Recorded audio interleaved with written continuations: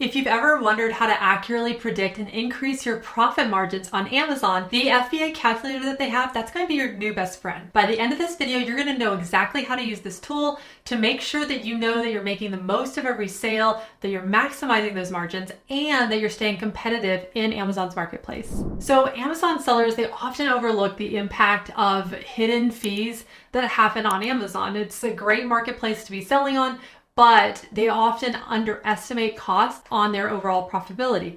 So this is where that Amazon or FBA calculator, revenue calculator, it's really going to be a powerful tool that can give you insights into the actual true costs of fulfilling your products through, for instance, FBA. You can use this for FBM as well, but whether you're just starting out, I would find this especially helpful when you're looking, like I said, to add maybe new products to your catalog, or if your brand is looking to get on Amazon for the first time ever. This is really going to help you also too if you're looking to maybe improve your existing operations and making sure that you're making the most out of every sale. And understanding your margins, that's going to be crucial for your long-term success on Amazon because it's a great marketplace to be. But this can be a huge problem for many brands. I've often heard brands talk about how they don't have great margins on Amazon.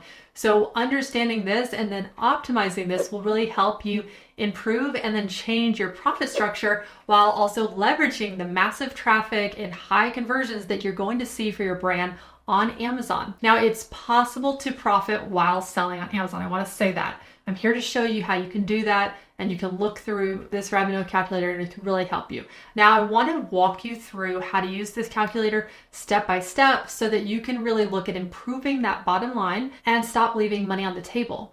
So let's just jump right in, and I'm going to kind of give you a guide on how to do this. I'm going to share my screen as well so you can see where I'm going so you know exactly what to do. Okay, so the first step is you need to access the FBA calculator. So when you're in your Manage All Inventory page, you're going to choose the product. So for this video, I want you to just find one listing that you want to look at. When I say one listing, I mean one ASIN. So if you have, for instance, variations of your listing, just choose one, because I don't want that to, for instance, if you calculate and you have a 4-ounce product, that margin is going to look different than if you have an 8-ounce product, right? So I want you to look at that one ASIN, and then to the right, you can see here, there's this Manage All Inventory, then estimated fees column is what you're going to look at. Now, see how there's this Calculate Revenue in blue? I want you to go there.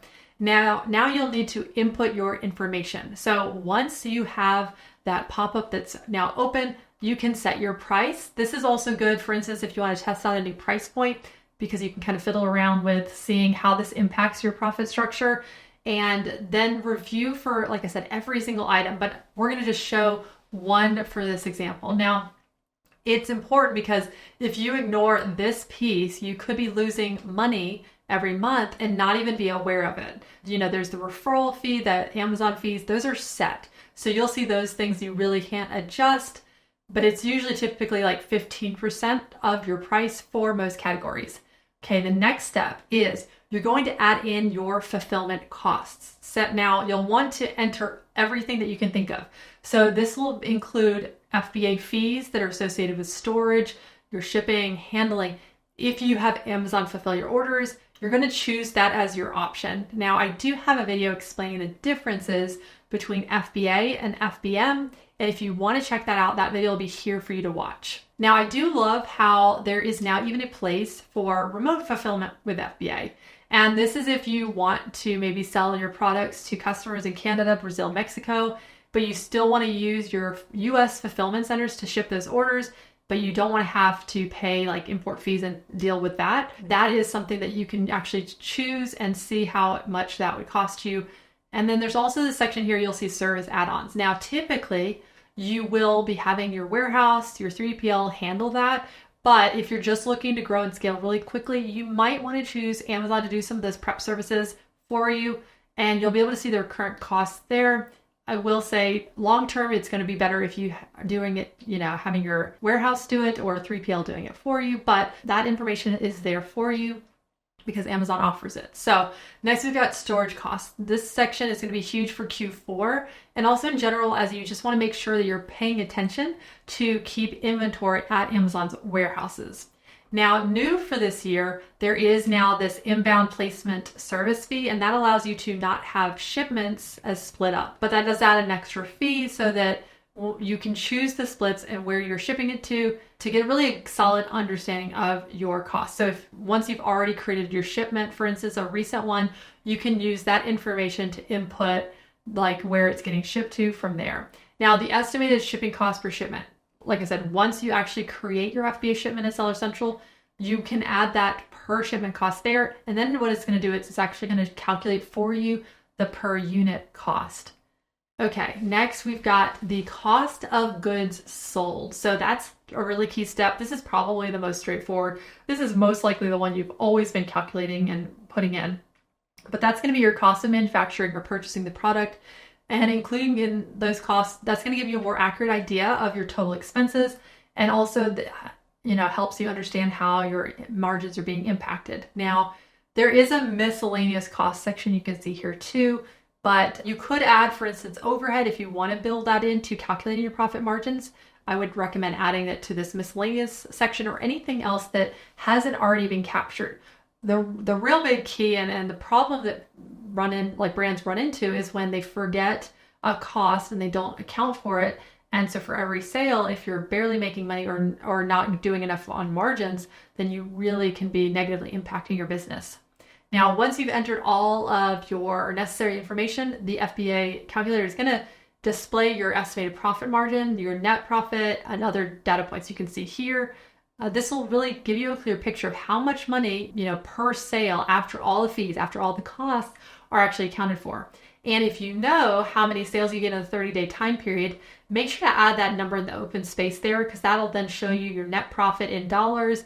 And then as a percentage, you can see I'm going to show you right here of what that looks like. Okay, so now that you have that detailed breakdown of your costs and your margins, you can use this data to then fine tune your pricing strategy. So for example, let's say your margins are actually tighter than you expected. You may need to look at increasing your selling price slightly, or maybe find ways to reduce fulfillment or production costs. And you can use that calculator to really kind of play around and experiment with different scenarios to really find the most profitable combination for each product. And if you want me to do another video on sharing ways that you can make more profit, drop a comment below. And also make sure to like and subscribe this video if you want to stay up to date with things regarding Amazon and e-commerce. And the last thing you need to do is continuously monitor and update. So the marketplace can have costs that change over time.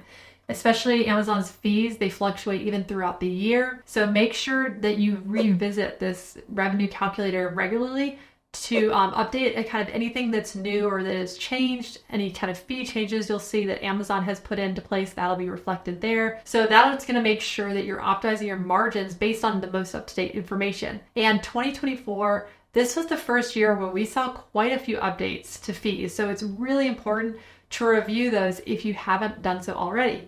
And if you're using that revenue FBA calculator, it's going to really be an effective tool to make sure that you're maintaining control of your margins and that you're getting the best return on your investment.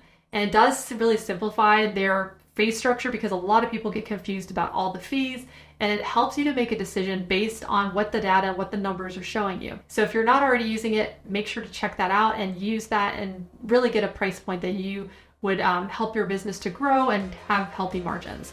And if you want to learn more about those fees that I talked about in 2024, I actually did a 2-part video series, and you can watch the first one right here.